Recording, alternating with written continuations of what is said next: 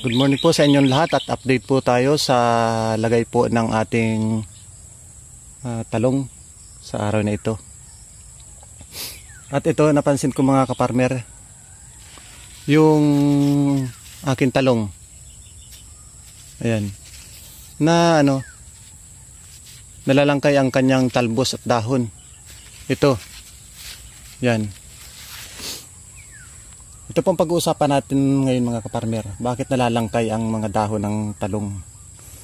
Ito po mga kaparmer ay sanhi po ng fruit borer. Yan ang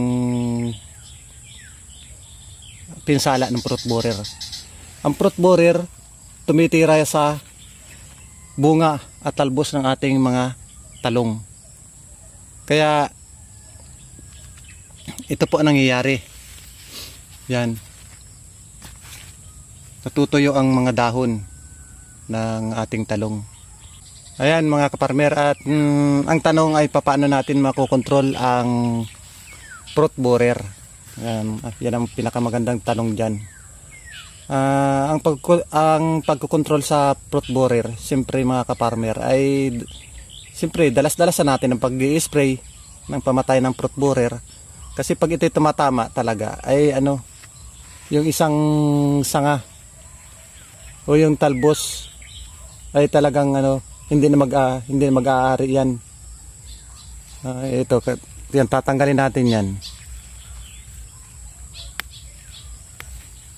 Yan, kailangan ito, mga tuyong dahong ito, tinatanggal na yan kasi nasa loob niyan yung uhod na fruit borer. Ayan. Ang pagkontrol lang mga kaparmer dyan ay dalas-dalasan lang natin ang pag-i-spray. Kasi hindi naman natin mababantayan yan. Kasi kalimitan sa hapon yan umaatake, nangingitlog dito sa ating halaman. Kaya mas maganda kung sa hapon kayo mag-i-spray ng pamatay uhod para nandito sila.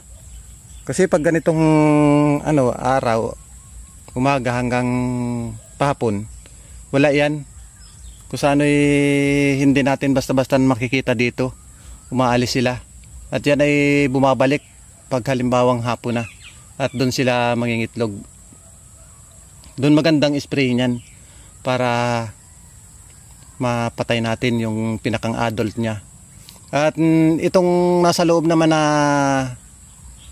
natama ng fruit borer na uhod ay mahirap na itong mapatay kasi nasa loob yan.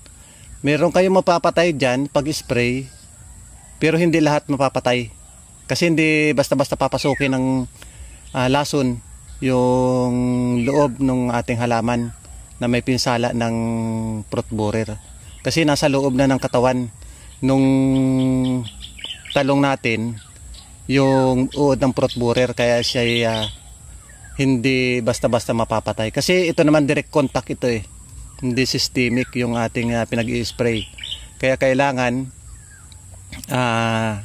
lagi nating subaybayan yung ating mga pananim kung tayo po ay ang trabaho natin ay itong pagtatanim ng mga halaman, ay ating subaybayan yung ating halaman kasi dito rin tayo ito rin ang inaasahan natin na hanap buhay. Kaya kailangan lagi tayo nakasubaybay.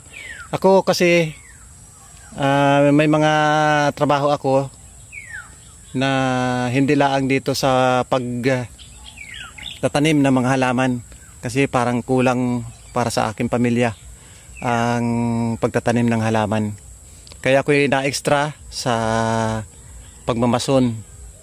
Kaya minsan pag hindi ako nakakapunta dito at abala sa pagmamason, kasi hindi basta-basta rin maiwan yung ating trabaho na pagmamason kasi dire-diretso yung trabaho, kaya napapabayaanan minsan itong tanim natin na halaman at itong ating mga talong.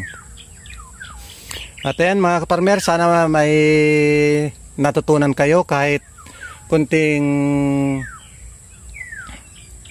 idea.